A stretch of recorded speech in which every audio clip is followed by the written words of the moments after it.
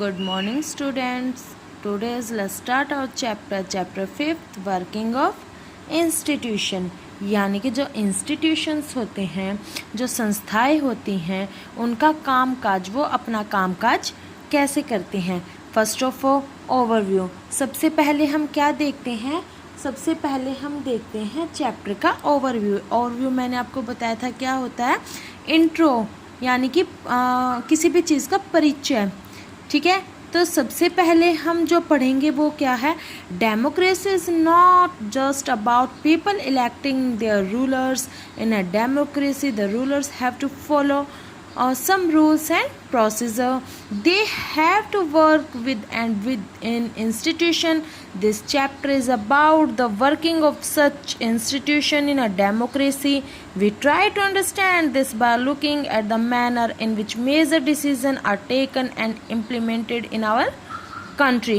We also look at how disputes regarding this decision are resolved in this process. We come across three institutions that play a key role in major decision: legislature, executive and judiciary. इसमें क्या बताया गया है कि जो democracy होता है उसका जो मीनिंग होता है, मीन्स होता है वो क्या है कि लोगों द्वारा अपने जो शासक होते हैं उनका इलेक्शन करना. डेमोक्रेटिक जो सिस्टम होता है, जो लोकतांत्रिक व्यवस्था है, उसमें जो शासक होते हैं उनके कुछ कायदे और कानून होते हैं या कायदे या कानूनों को मानना पड़ता है. उन्हें भी इंस्टीट्यूशन के साथ और जितनी भी अदर इंस्टीट्यूशन है उनके अंदर ही रहकर काम करना होता है. इस चैप्टर में हम डेमोक्रेसी में इंस्टीट्यूट के वर्किंग के बारे में पढ़ेंगे. ठीक है, यानी कि ये जो हमारा चैप्टर है ये मेन किसके ऊपर डिपेंड है कि वर्किंग ऑफ इंस्टीट्यूशन, कि जो संस्थाएं होती हैं उनका कामकाज कैसे होता है. हम इसमें यह भी समझने की कोशिश करेंगे कि हमारे देश में, हमारे कंट्री में किस तरह महत्वपूर्ण फैसले करके उन्हें लागू किया जाता है, और हम यह भी देखेंगे कि इन फैसलों से संबंधित विवादों को किस तरह सुलझाया जाता है.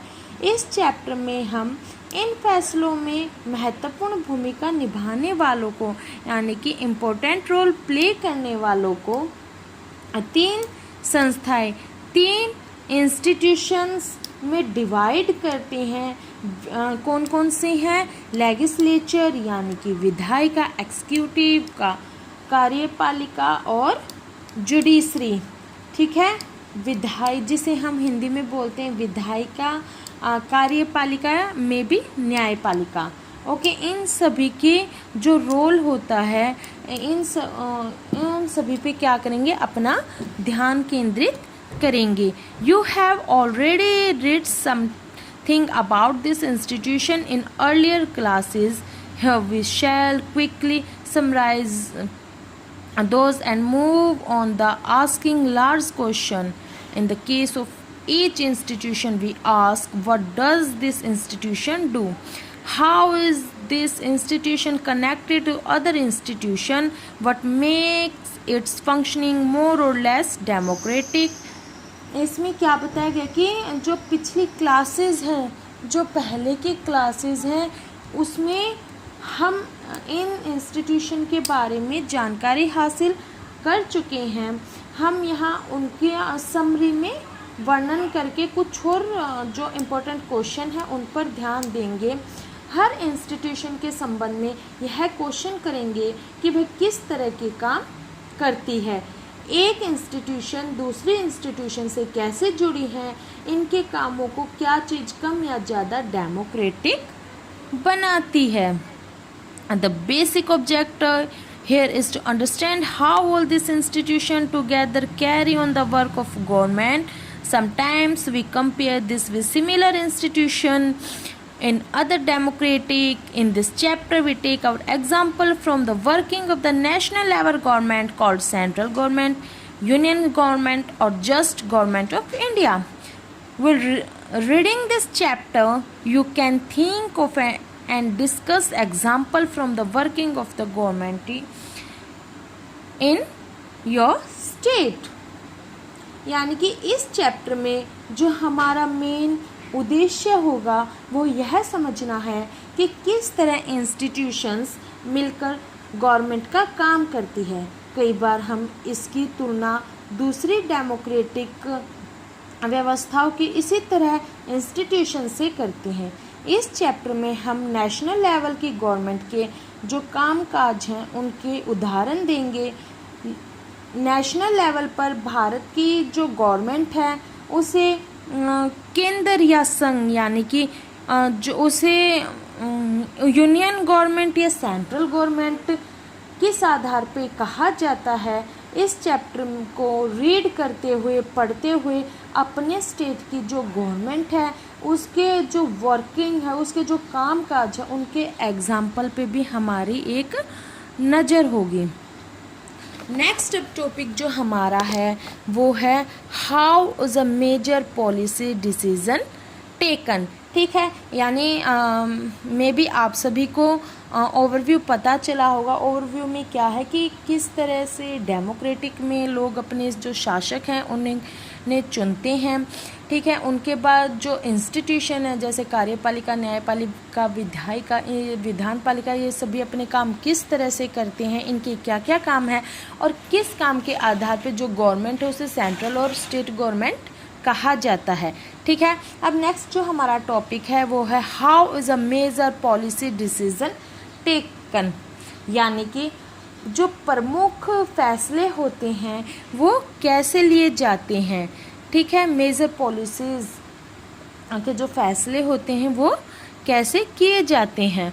अ गवर्नमेंट ऑर्डर यानी कि हिंदी में जिसे बोलते हैं एक सरकारी आदेश। ठीक है, अ गवर्नमेंट ऑर्डर मीन्स एक सरकारी आदेश। On August 13, 1990, the Government of India issued an order. It was called an office memorandum.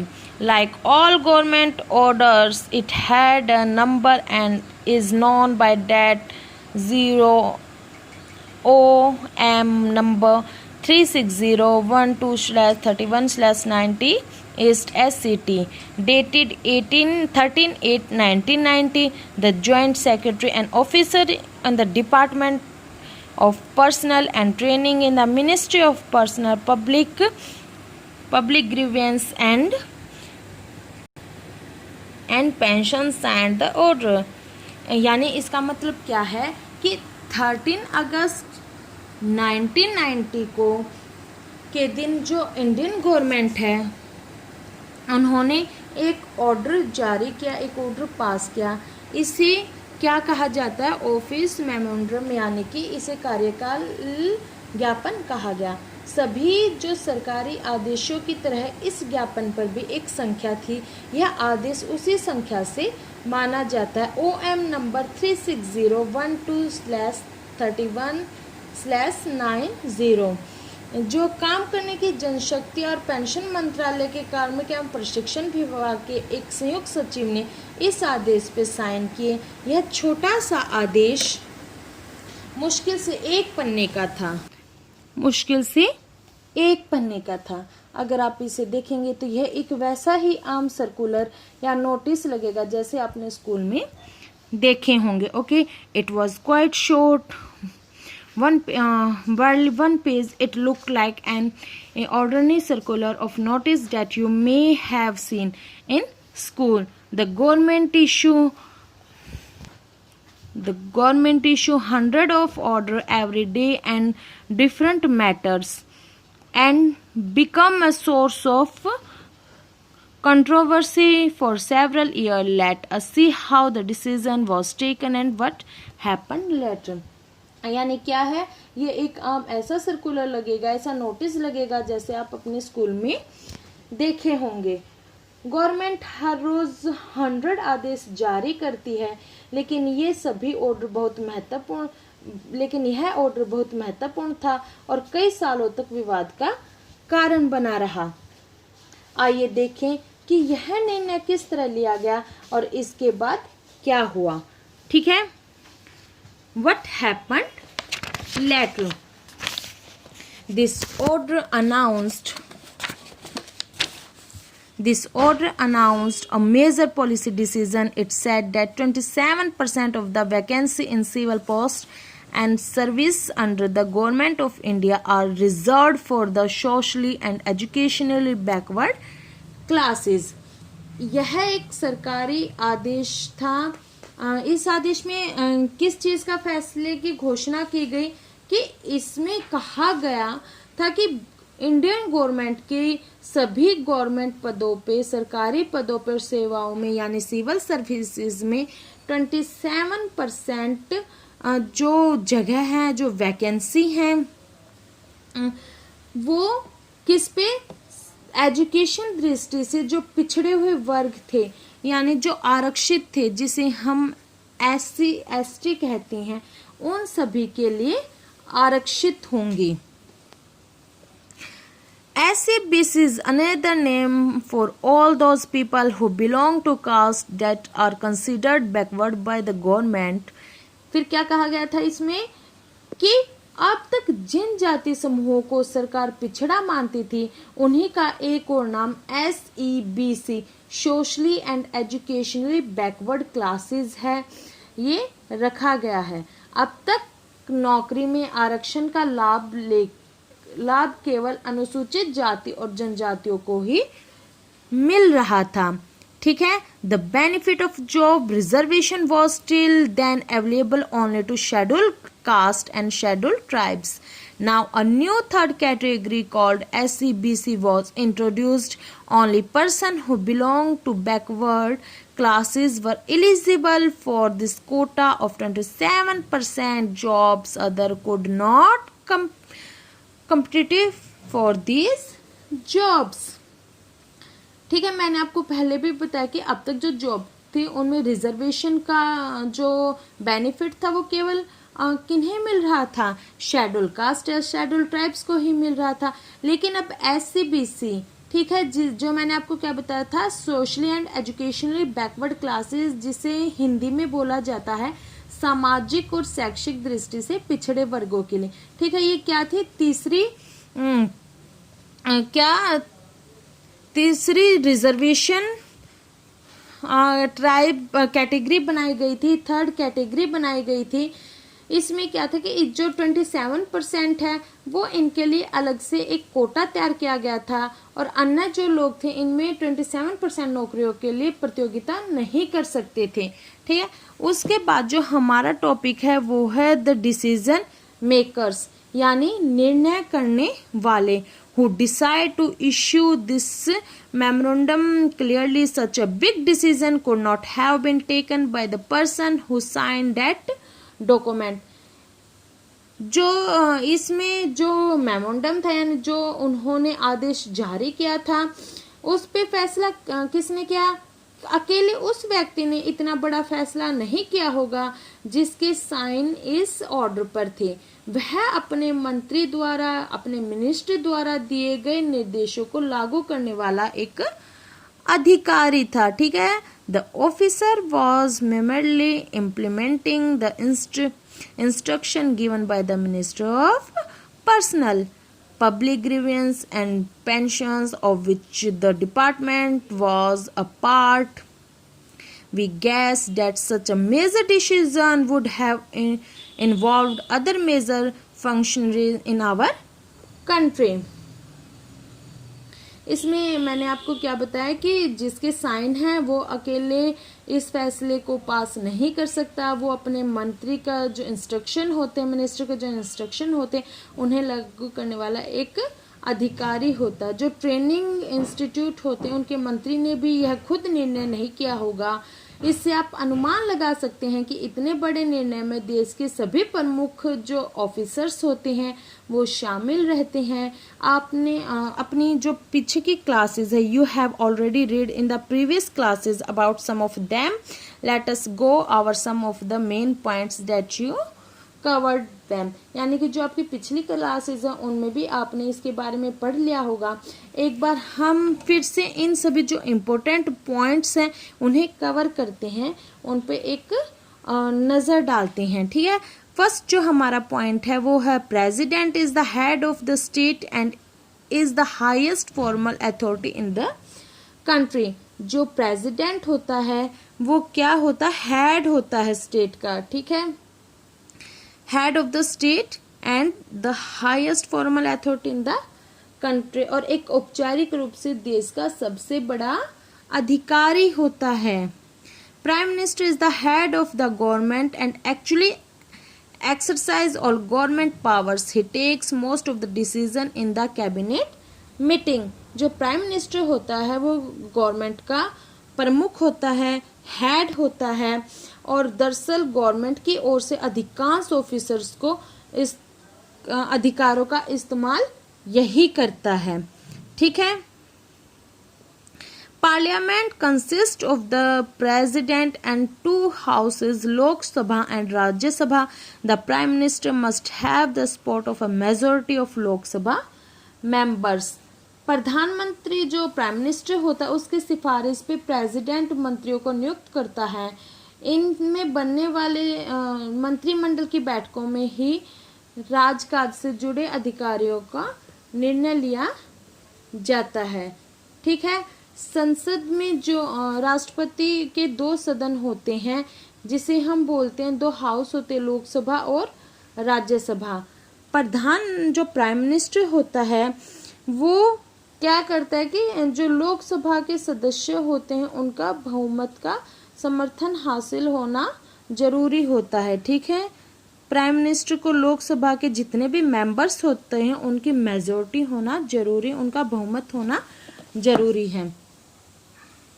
So were all these people involved in this decision regarding the office memorandum? Let us find out. तो क्या जो हमारा वो office memorandum होता है जिसे मैंने बोला कि कार्यकाल ज्ञापन है, इसका जो फैसला होता है, डिसीजन होता है, इसके मामले में ये सब शामिल होते हैं। इसके बारे में चलो हम पता करते हैं। Let's us find out. The office memorandum was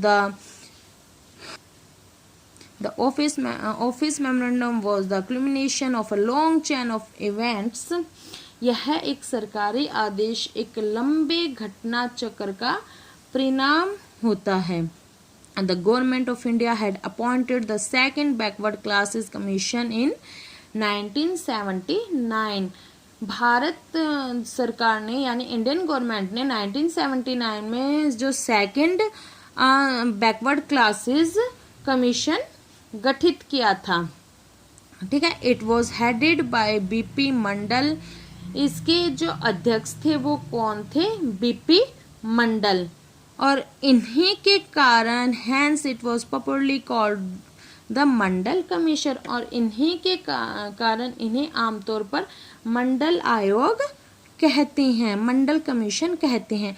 it was asked to determine the criteria to identify the socially and educationally backward classes in India and recommended step to be taken for their advancement. मैंने क्या बताया था कि इन्हीं के नाम पे इन्हें मंडल कमीशन कहते हैं।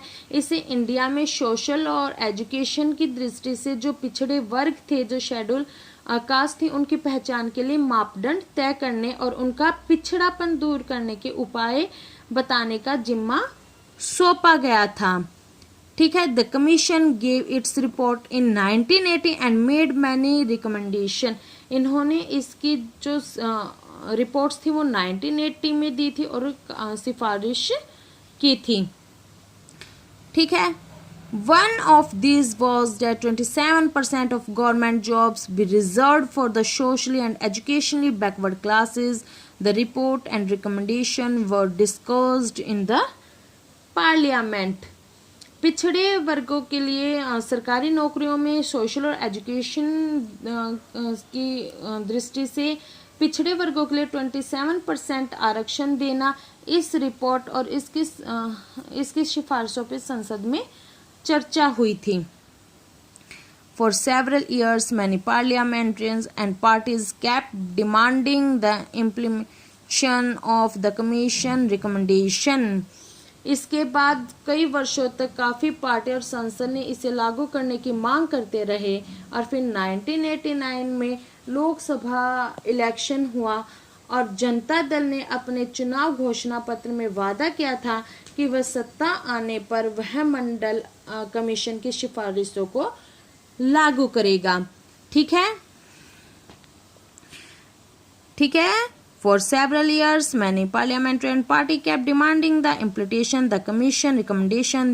Then came the Lok Sabha election of 1989. It is election manifesto. The Janata Dal promised that if voted to power, it would implement the Mandal Commission report. The Janata Dal did form the government after this election. Its leader VP Singh became the prime minister. Several development took place after. उन्होंने वादा तो किया था कि हम इस घोषणा पत्र को संसद में यानी सत्ता में लाने पर मंडल कमीशन की सिफारिशों को लागू करेंगे। इलेक्शन के बाद जनता दल की ही सरकार बने और इसके जो नेता वीपी सिंह थे वो प्रधानमंत्री बने। इसके बाद कई घटनाएं घटित हुई।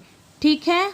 Several development took place after that The President of India in this address to the Parliament announced the intention of the government to implement that recommendation of the Mandal Commission. नई सरकार ने संसद में राष्ट्रपति के भाषण के जरिए मंडल रिपोर्ट लागू करने की अपनी मंशा की घोषणा की। On 6th August 1990, the Union Cabinet took a formal decision to implement to recommendation. 6 अगस्त 1990 को केंद्रीय कैबिनेट मंत्री बैठक में इसके बारे में एक औपचारिक निर्णय लिया गया। The decision of the cabinet was sent to the department of personal and training. The senior officer of the department drafted an order in line with the cabinet decision and took the minister approval. An officer signed the order on behalf of the union government. This was how OM number 3601233190 was born on August 13, 1990. अगले दिन प्रधानमंत्री VP Singh ने एक बयान के जरिए इस निर्णय के बारे में संसद के दोनों सदनों को सूचित किया।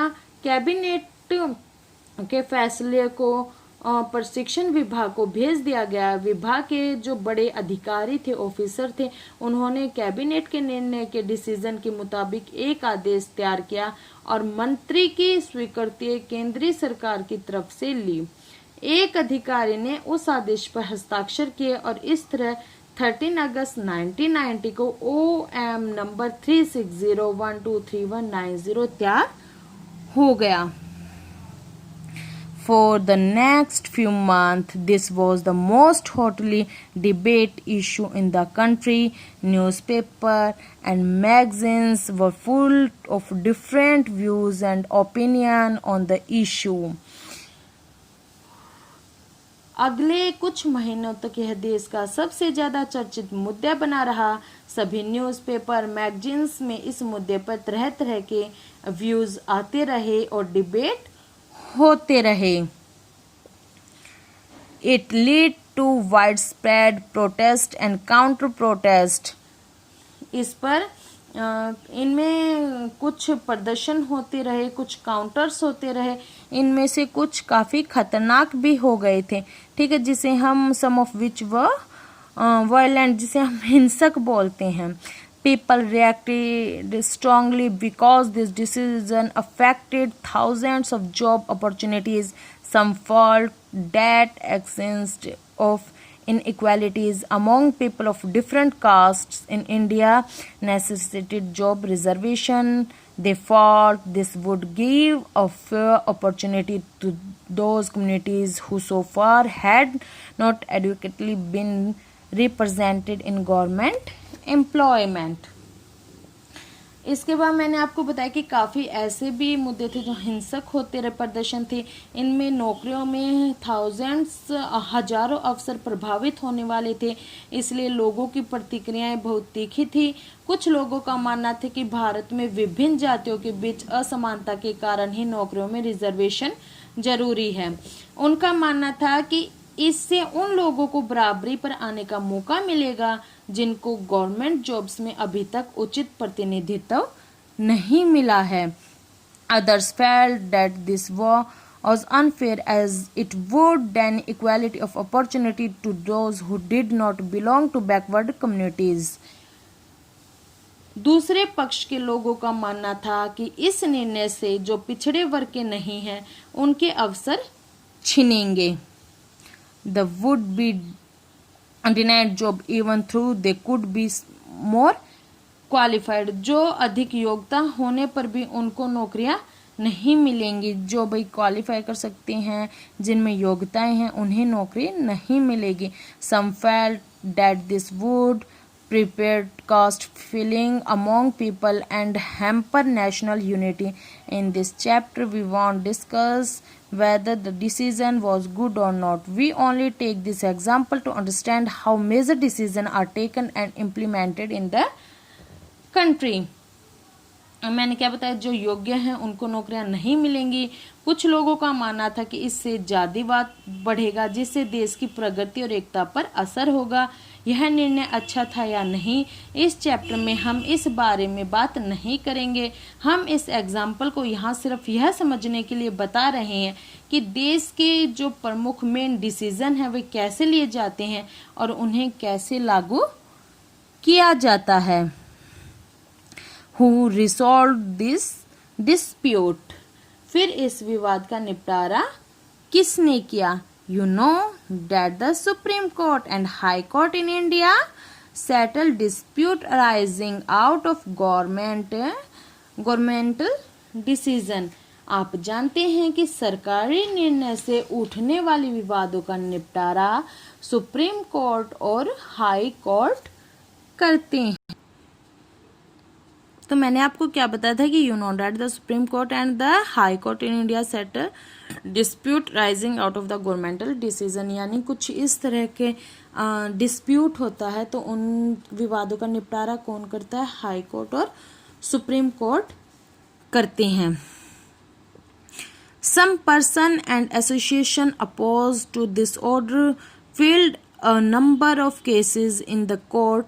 They appealed to the court to declare the order invalid and stop its implementation. इस आदेश के विरोध में कुछ लोग और इंस्टीट्यूट ने अदालतों में कई मुकदमे दायर कर दिए। उन्होंने अदालत से इस आदेश को अवैध घोषित करके लागू होने से रोकने की अपील की। The Supreme Court of India bunched all this case together. This case was known as the Indira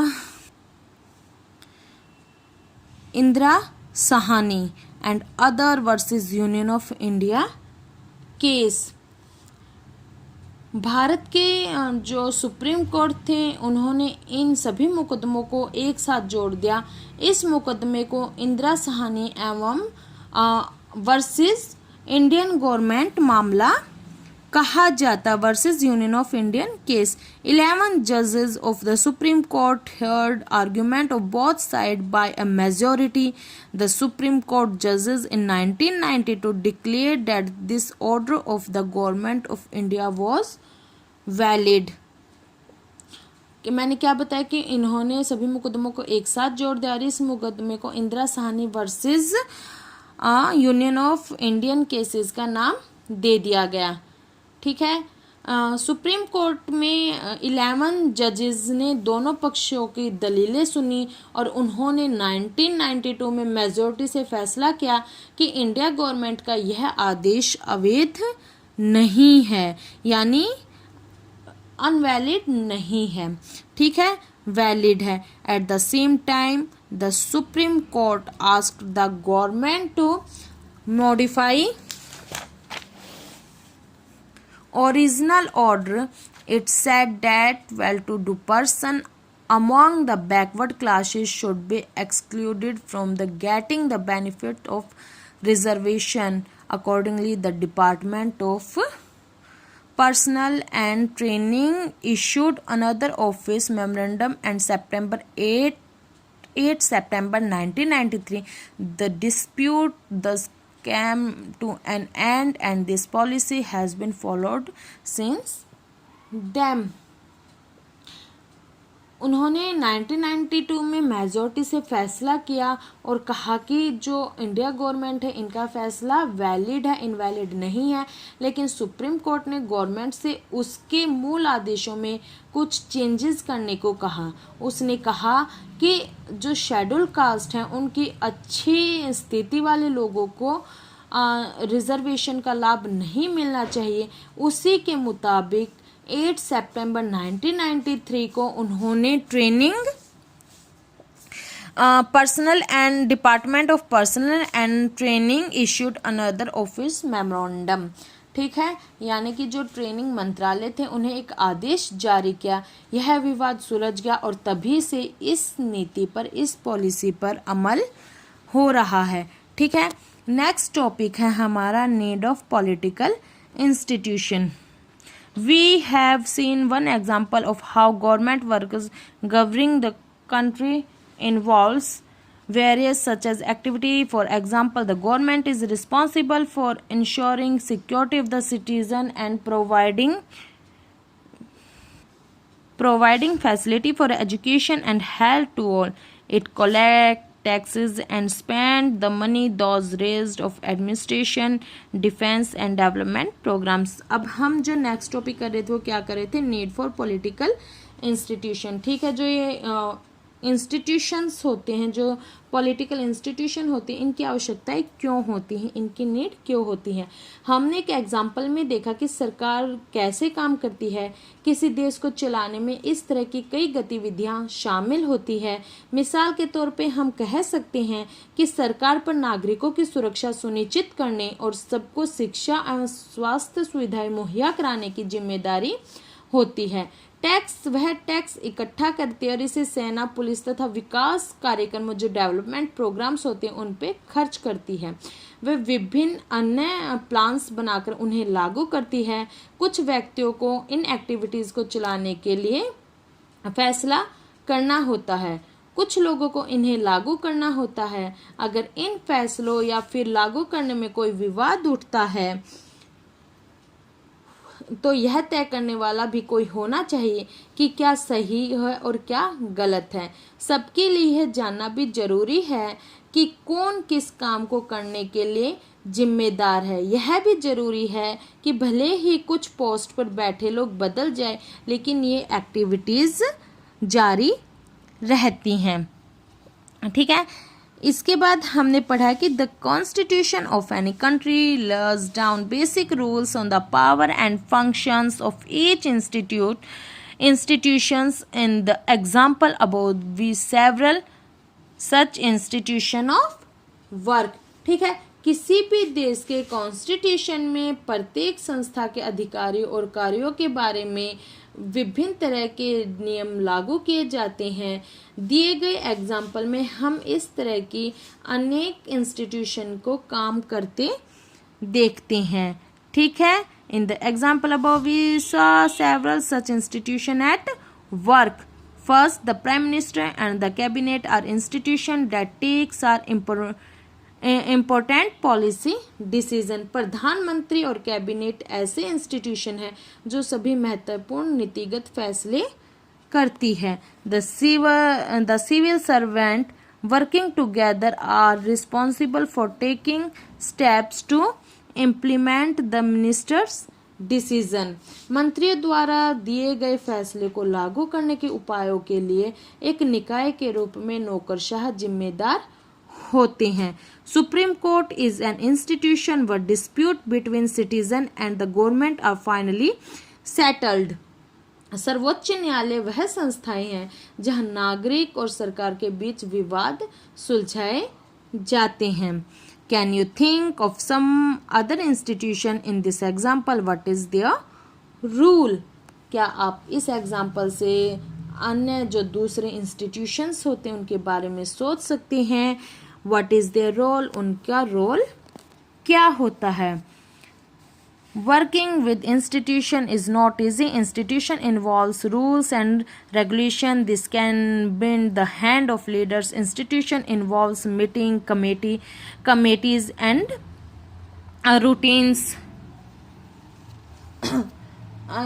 इसमें क्या है, जो इंस्टीट्यूशन है उनके साथ काम करना आसान नहीं होता है। संस्थाओं के जो इंस्टीट्यूशन होते हैं उनके लॉ होते हैं, कानून होते हैं, इनसे नेताओं के हाथ बंधे होते हैं। संस्थाओं के काम काज में कुछ बैठके, कुछ समितियां और कुछ रूटीन काम होते हैं, ठीक है, और कुछ जर्नल काम भी होते हैं। This often leads to delays and complication. Therefore, dealing with institution can be frustrating.